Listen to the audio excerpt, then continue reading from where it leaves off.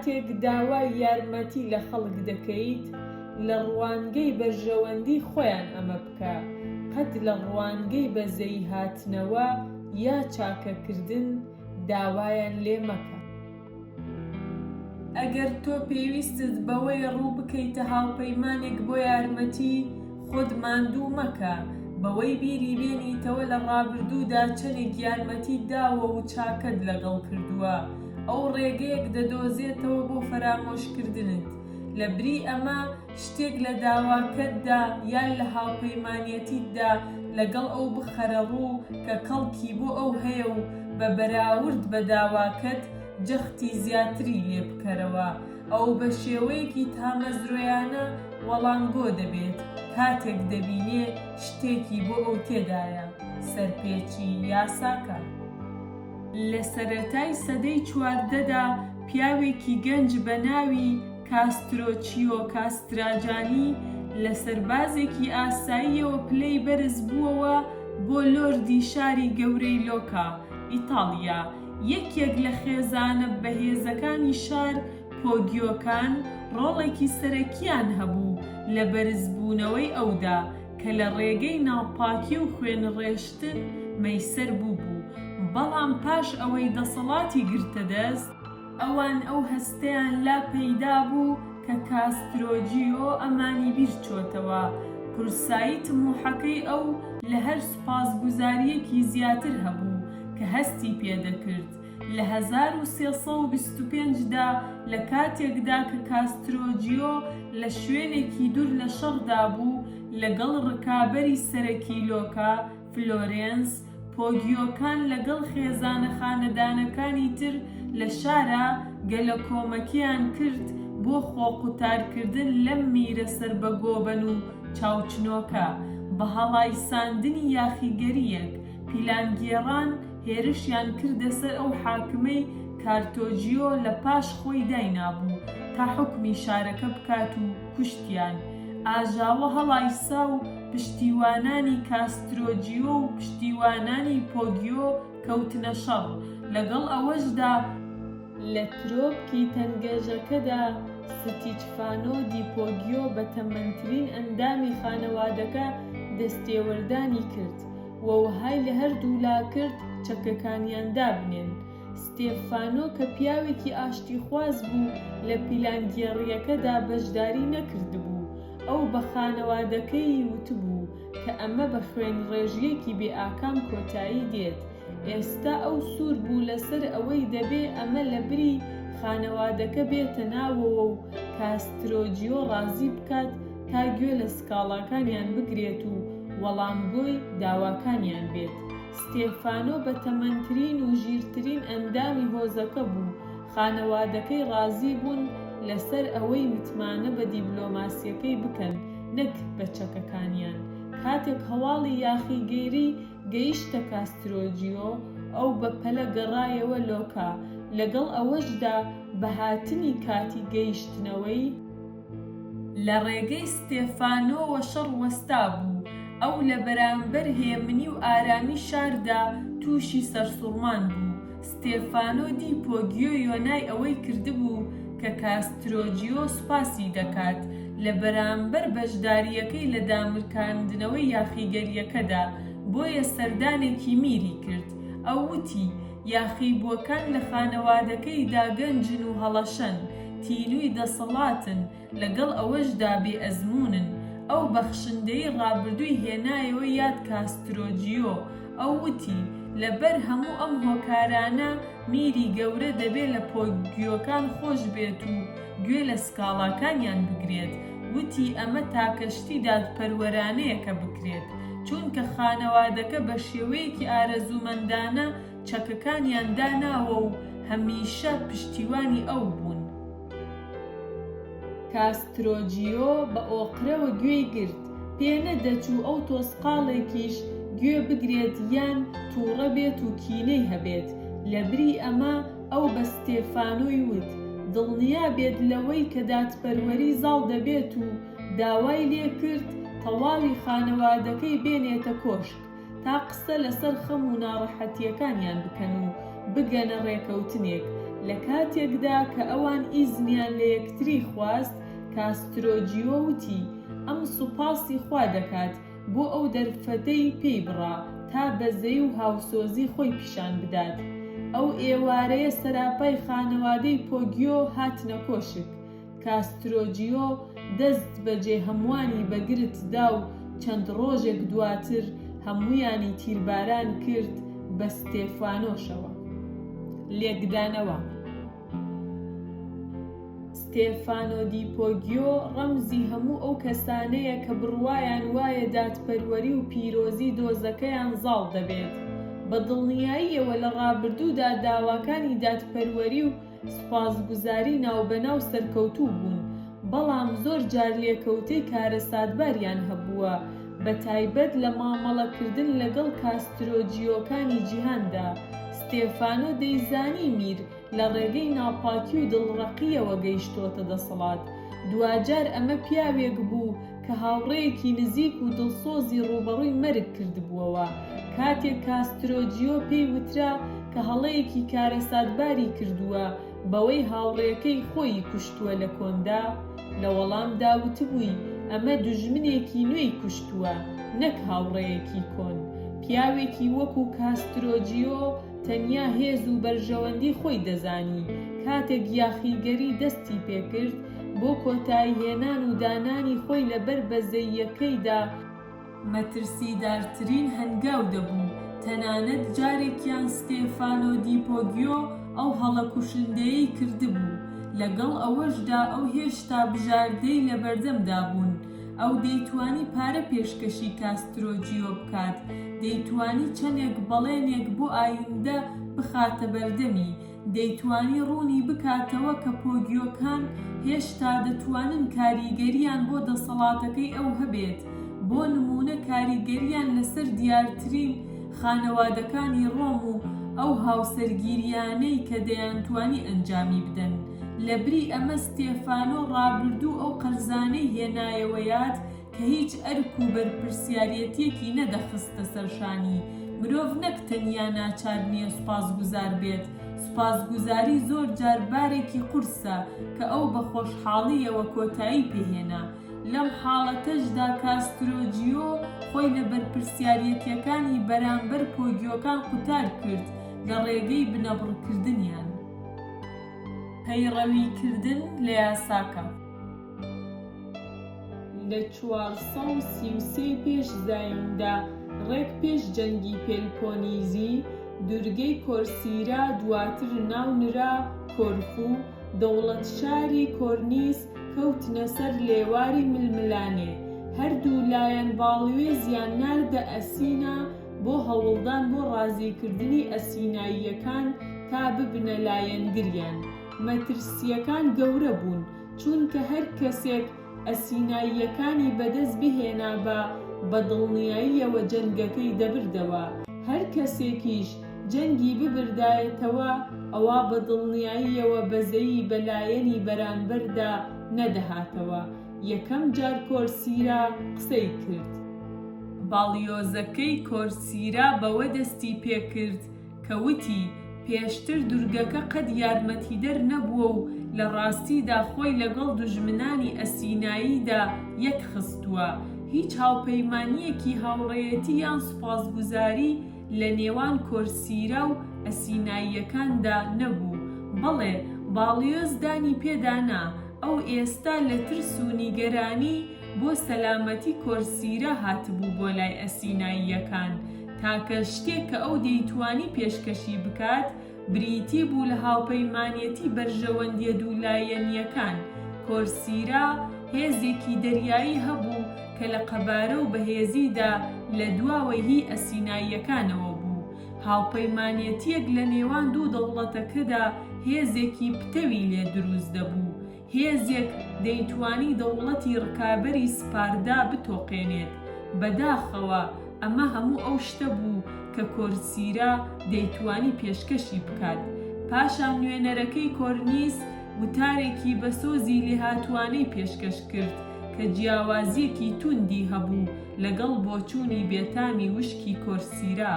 ئەو باسی هەموو ئەو شتانەی کرد کە کە کۆرنیس لە ڕابردوودا بۆ ئەسیناییەکان ئەنجامی دابوو. ئەو پرسیاری ئەوەی کرد کە بەلای هاوپەیمانەکانی تری ئەسیناوە چۆن دەبێ ئەگەر شارەکە ڕێکەوتنێک لەگەڵ دوژمنێکی پێشوودا ئەنجام بدات، لە بەرامبەر ڕێکەوتنێک لەگەڵ دۆستێکی هەنووکەییدا، دۆستێک کە بە ئەمەکەوە خزمەتی بەرژەوەندی ئەسینای کردبوو. لەوانەیە ئەو هاوپەیمانانە ڕێکەوتنامەکەیان لەگەڵ ئەسیناییەکان بشکێنن و ئەگەر بزانن وەفاداریەکەیان نانرخێنرێت.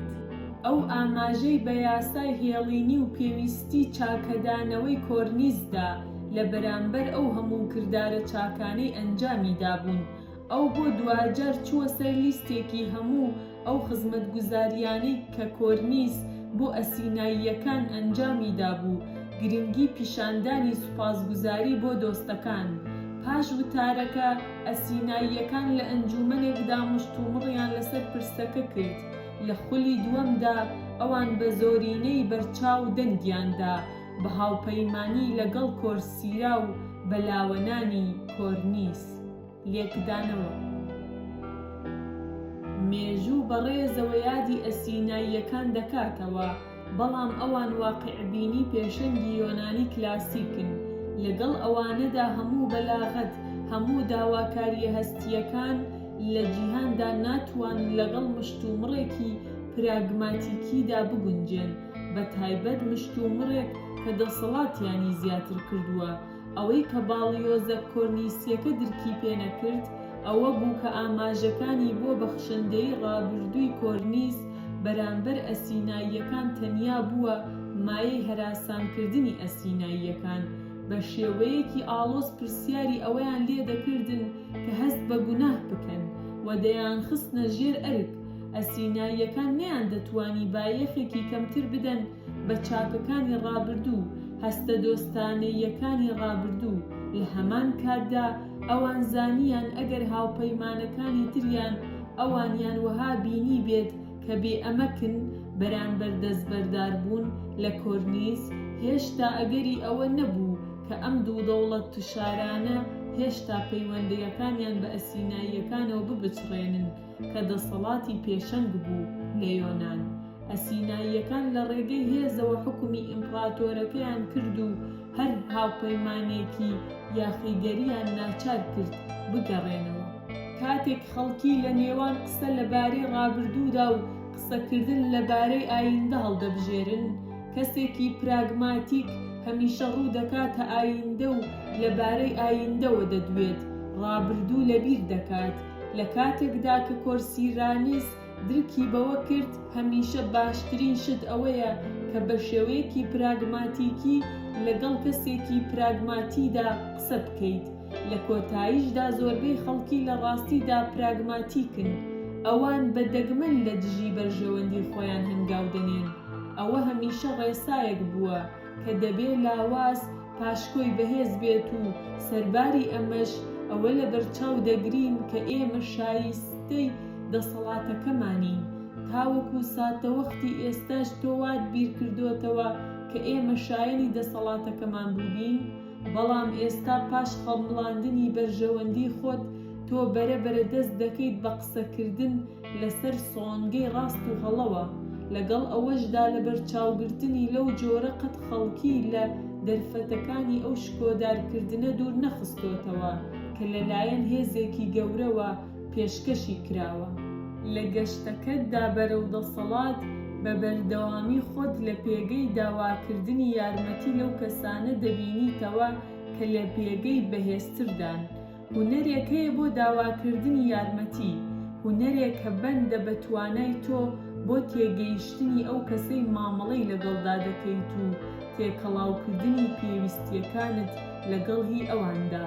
زۆربەی خەڵکی هەرگیز لەمەدا سەرکەوتوو نابن، چونکە ئەوان بە تەواوی لە پێویستیەکان و ئارەزوەکانی خۆیان داگیریان خواردووە. ئەوان لەو گریمانەیەوە دەست پێ دەکەن کە ئەو خەڵکەی ئەوان دەچنە لایەن بەرژەوەندێکی خاکیانیان لە یارمەتیدانیاندا هەیە. ئەوان وەها قسە دەکەن وەک بڵێ پێویستیەکانیان مایەی گرنگی ئەم خەڵکانە بوون کە لەوانەیە نەیانتوانی بێت کەمتر بێباک بن.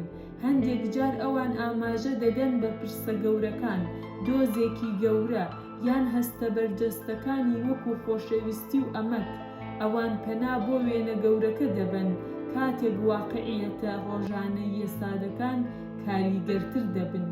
ئەوەی کە درکی پێناکەین ئەوەیە تەنانەت بەهێزترین کەس لەناو پێویستیەکانی خۆی داگیر دەخوات و ئەمەی کە ئەگەر تۆ پەنا بۆ بەرژەوەندی خۆی نەبەیت، لەوانەیە تۆ وەکو کەسێکی نائومێد یان لە باشترین حاڵەتدا وەکو کات بە فیڕۆدەرێک ببینێت. لە سەدەی 16دا تەبشیریە پورتوگالیەکان بۆ ماوەی ساڵانێک هەوڵیاندا خەڵکی ژاپۆن بۆ کاسۆلیسیزم وەرگەڕێنن، کەچی لە هەمان کاتدا پورتوگال بازرگانی لە نێوان ژاپۆن و ئەوروپا مۆنۆپۆل کردبوو. هەرچەندە تەبشیریەکان تا ڕادەیەک سەرکەوتوو بوون، ئەوان قەد لە نێو دەستبەژێری فەرمانڕەوادا ئەوەندە بڕیان نەکرد. لە ڕاستیدا لە سەرەتای سەدەی 17 هەوڵەکانی لە دینوەرگەڕاندنیان بە تەواوی بووە مای تووڕەکردنی ئیمپراتۆری ژاپۆن یاسوو. کاتێک هۆڵەندیەکان بە ژمارەیەکی زۆر گەیشتنە ژاپۆن، یاسوو ئاهێکی هاتەوە بەر. ئەو بۆ شارەزایەتی تەکنیکی لە چەک و سۆراخکردندا پێویستی بە ئەوروپیەکان بوو. ئیتر لێرەوە بۆ دوجار ئەو ئەوروپیانە پەیدا بوون کە هیچ باکێکیان بە بڵاوکردنەوەی دین نەبوو. هۆڵەندیەکان تەنیا بازرگانیان دەویست. یاسوو بە خێرایی هەنگاوی نا بۆ دەرکردنی پورتوگالیەکان. لەو کاتەدا بەدووە ئەو تەنیا لەگەڵ هۆڵەندیە ئاقڵ پراکتیکیەکاندا مامەڵەی دەکرد. ژاپۆن و هۆڵەندا بە شێوەیەکی بەرچاو کللتوری جیاواز بوون، بەڵام هەر یەکەیان لە پرسێکی گەردوونی و نازەمەنیدا هاوبەش بوون. بەرژەوەندی خۆیی هەر کەسێک کە تۆ مامەڵەی لەگەڵدا دەکەیت وەکو کللتورێکی تر وەهایە، سەرزەمینێکی نامۆ بەڕابردوویەکەوە کە هیچ پەیوەندی بەوەی تۆوە نییە. لەگەڵ ئەوەشدا تۆ دەتوانیت جیاوازیەکانی نێوان تۆ و ئەو لە ڕێگەی ڕوونکردنە بەرژەوەندیەکەی خۆی ببڕیت. تۆ ماریفەتێکی بەنرخت هەیە کە بەشی دەکەیت. تۆ سندوقەکەی پڕ دەکەیت لە ئاڵتون. تۆ وەهای لێ دەکەیت کاتێکی درێژتر و بەختەوەرتر بژیت. ئەمە زمانێکە کە هەمووان قسەی پێدەکات وەلی تێدەگات. هەنگاوی کلیلی لە پرۆسەکەدا بریتیە لە تێگەیشتن لە سایکۆلۆژیای کەسەکەی تر. ئایا ئەو لووتبەرزە؟ ئایا ئەو خەمی ناوبانگەکەی خۆیەتی یان پێگە کۆمەڵایەتیەکەی؟ ئایا ئەو دوژمنی هەن کە تۆ بتوانیت یارمەتی دەربیت لە لەناوبردنیان؟ ئایا ئەو پارە یان دەسەڵات دەیجوڵێنێت؟ کاتێک مەنگۆلەکان لە سەدەی 20دا چینیان داگیر کرد، هەڕەشەی ئەوەیان کرد کللتورێک ڕادەماڵن کە ماوەی زیاتر لە 2000 ساڵ بەرگەی گرت بوو. سەرکردەکەیان جەنگیزخان هیچ لە چینی نەبینی جگە لە وڵاتێک کە لە وەڕگەی بۆ ئەسپەکانی نییە و بڕیاریدا شوێنەکە کاوڵ بکات، شارەکانی هەمووی تەخت بکات، چونکە وەها باشترە چینیەکان قڕ بکەیت و لێگەڕێیت گژوگیا سەوز ببێت. ئەو سەربازێک ژەنەڕاڵێک یان پاشایەک نەبوو کە چینیەکانی لە قڕکردن نەجات بدات، بەڵکو پیاوێک هات بە ناوی یەلو چوتسای. چوتسای کە خۆی بیانیەک بوو هەستا بە ستایشکردنی باڵادەستی چینیەکان. ئەو خۆی کردە ڕاوێژکاری جێمتمانەی جەنگیزخان و ڕازی کرد بەوەی کە ئەم سەروەت و سامانە لەو شوێنە بە چنگی دەخات ئەگەر لە بری ئەوەی وێرانی بکات. تەنیا باج بخاتە سەر تاکە تاکی ئەو کەسانەی لەوێ دەژین. خان ژیری لەمەدا بینی و ئەوەی کرد کە چوتسای وتی. کاتێک خان پاش گەمارۆیەکی درێژخایەن شاری کایفێنگی گرت، بڕیاریدا دانیشتوانی کۆمەڵکوژ بکات، هەر وەک لەو شارانەی تر کە بەرەنگاریان کردبوو ئەمەی کردبوو. چوتسای پێی وت کە باشترین پیشەگەر و ئەندازیاران لە چین ڕایان کردووە بۆ کایفێنگ، وا باشتر دەبێت کایفێنگ وازی لێ بهێنرێت. جەنگیزخان پێشتر هەرگیز بەزەیەکی وەهای پیشان نەداوە، بەڵام ئەو کاتە بەڕاستی بەزەیی نەبوو کە کایفێنگی ڕزگار کرد. بەڵکو چوتسای خانی باش دەناسی. ئەو جوتیارێکی بربەری بوو کە هیچ بایەخێکی بە کولتور نەدەدا یان لە ڕاستیدا باکی بە هیچ شتێک نەبوو جگە لە جەنگ و ئەنجامە کرداریەکان. چوتسای ڕووی کردە تاکە هەستێک کە کاری لەسەر پیاوێکی وەها دەکرد، چڵێسی بەرژەوەندی خۆی ئەو پاڵنەرەیە کە خەڵکی دەبزوێنێت. هەر کە وایان لێ بکەیت ببینن چۆن دەتوانیت بە شێوەیەک لە شێوەکان وەڵامگوی پێداویستیەکانیان بیت یان دۆزەکەیان بەرەو پێش ببەیت، بەرەنگاریان بەرامبەر داواکەت بۆ یارمەتی بە شێوەیەکی جادوویانە نامێنێ. لە هەر هەنگاوێک لە ڕێگەکەتدا بەرەو بەدەستهێنانی دەسەڵات دەبێ خۆت ڕابێنیت بۆ بیرکردنەوە لە ناوەوەی مێشکی کەسەکەی تردا بۆ ئەوەی پێویستیەکانیان و بەرژەوەندیەکانیان ببینیت، بۆ ئەوەی پەردەی هەستەکانی خۆت لا ببەیت کە حەقیقەتەکە لێڵ دەکەن. ئەسپی خۆت لەم هونەرەدا تاو بدە و ئیتر هیچ سنوورێک نابێت لە بەردەم ئەوەی کە دەتوانیت بەدەستی بێنیت. وێنە ئەو گوریسەی کە دەتبەستێتەوە گوریسی بەزەی و ئەمەگداری تەنکە و لە یەکەمین شۆکدا دەبچڕێت. یارمەتیەکی وەها مەخەرە ڕوو. گوریسی بەرژەوەندی خۆی دوولایەنە زۆر ئەستورترە و بە ئاسانی زەفەری پێ ناگات. ئەمە بۆ ساڵانێک کەڵکت پێدەگەیەنێت. دەسەڵات کورتترین و باشترین ڕێگە بۆ بەدەستهێنانی سامانت ئەوەیە لێگەڕێیت خەڵکی بەڕوونی ئەوە ببینن کە لە بەرژەوەندیاندایە برە و بە بەرژەوەندیەکانی تۆ بدەن.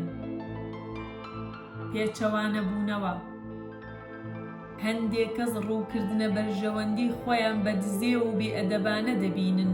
ئەوان لە ڕاستیدا پێیان باشترە بتوانن پراوەی خێرخوازی بەزەی و دادپەروەری بکەن کە ڕێگەی خۆیانە بۆ هەستکردن بە باڵایی بەسەر تۆدا. کاتێک تۆ بۆ یارمەتی لێیان دەپاڕیتەوە جەخت لە دەسەڵات و پێگەیان دەکەیتەوە، ئەوان بایی پێویست بەهێزن کە پێویستیان بە هیچ نەبێ لە تۆ جگە لە دەرفەتی هەستکردن بە باڵادەستی. ئەمە ئەو شەرابەیە کە ژەهراویان دەکات. ئەوان تا مەزروی دابینکردنی دارایین بۆ پرۆژەکەت، ناساندنت بە خەڵکێکی دەسەڵاتدار، بێگومان بەو مەرجەی کە هەموو ئەمە بە ئاشکرا و بۆ دۆزێکی باش ئەنجام بدرێت. زۆر جار چەندەی ئاشکراتر بێت باشترە. ئەو کاتە ناتوانیت لە ڕێگەی بەرژەوەندی خۆیانەی گومان ئامێز لە هەموو کەسێک نزیک بیتەوە. هەندێک کەس ئەمە ساردی دەکاتەوە چونکە نایانەوێ وا دیار بن کە ئەم شتانە دەیان جوڵێنێت. ئەوان پێویستیان بە دەرفەتگەلێک هەیە بۆ پیشاندانی دڵی باشیان. شەرمن مەبە، دەرفەتیان بدەرێ. ئەمە وەک ئەوە نییە کە تۆ کڵاویان لەسەر بنیت بەوەی کە داوای یارمەتیان لێ بکەیت. ئەمە بەڕاستی خۆشی ئەوانە بۆ پێدان و بینرانی ئەوەی کە دەیبەخشن. دەبێت تۆ جیاوازی بکەیت لە نێوان خەڵکی دەسەڵاتدار و بزانی چ شتێک خوتوکەیان دەدات. کاتێک ئەوان چاوچنۆکیان لێدەبارێ ڕوومەکەرە دیوی خێرخوازیان. کاتێک ئەوان دەیانەوێ خێرخواز و بەڕێز دیار بن ڕوومەکەرە دیوی چڵێسی و چاوچنۆکیان. زۆربەی پیاوان ئەوەندە تەواو خۆبینن کە بەڕاستی باکیان بە هیچ شتێک نییە جگە لە خۆیان. ئەوان هەمیشە بەر لە هەر شتێک بیر لە کەیسی خۆیان دەکەنەوە و تەواوی سەرنجیان لەسەر تاکە دەرفەتی ڕووکردنە هەر شتێکە کە بە شێوەیەکی شەخسی کاریگەری دەخاتە سەریان، ئەگەرچی قەد وەها دوورە دەستیش نەبوو بێت.